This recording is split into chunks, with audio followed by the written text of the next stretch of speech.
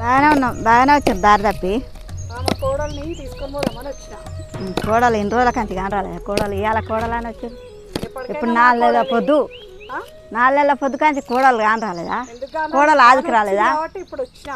4 నెలల కంచి కాని రాలే. కానీ ఇవాళ కోడలు అని ఊరికొచ్చిందే. ఇన్ని రోజుల కంచి మరి ఒకనాడు కాకుండా ఒకనాడు అన్న అయ్యో మరి ఉత్త మనిషి కదా అవగారింటి మరి ఎట్లున్నది ఇంకా తను అడిగిర్రా? ఒకనాడు కాకుండా ఒకనాడు అన్న అడగలేదు.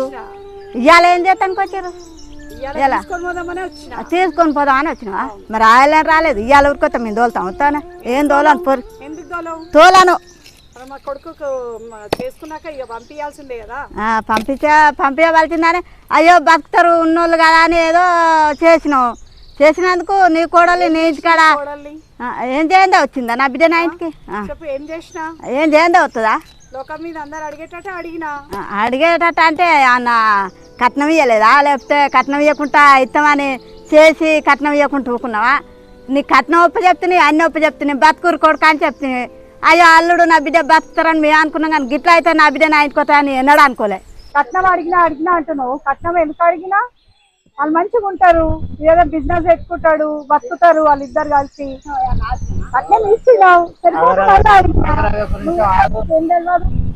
అదే నిధులు దాటించుకునే కాడికి అవసరం తెల్లారుకుంటానవే. మరి ఇంకో పోరు మేమేం చేయాలి? మరి అది మీ బాధ్యత. మీ బాధ్యత అంటే నీకు ఇవ్వకుండా ఒప్పుకున్నా? నీ కట్నం ఇవ్వలేదా? మరి ఇంకేం బిజినెస్ పెట్టుకుంటా? మా కోసం పెట్టుకుంటాడా? అమ్మ కష్టం చేసుకొని పెట్టుకోమాను. కష్టం చేసి బిజినెస్ పెట్టుకోవాలి. అత్తమ్మ ఇస్తే బిజినెస్ పెట్టుకుంటారు అన్నోళ్ళ మిమ్మల్నే చూసినా ఎవరిని చూడలే ఇంతవరకు. అవంతా నాకు తెలియదు. మంచిగా బతుకుతాడు, మంచిగా చూసుకుంటాడు. ఒప్పుకునే దానికి ఇచ్చిరు కదమ్మా, మనం అడగొద్దు. నీకేం తెలియదు. నా పిల్లని తోలను పో. నా పిల్ల నాకు బరువా అన్న? ఏ కష్టం చేసుకుని అయినా దాదుకుంటాను. నా బిడ్డని నేను దాదుకుంటా. తీగకు కాయ బరువా ఏమన్నా? తోలను అది కాదండి. పొలానికి వచ్చిన వాట చేసిన వాట ఇంకా అది కాదని వస్తుడండి. ఇంకా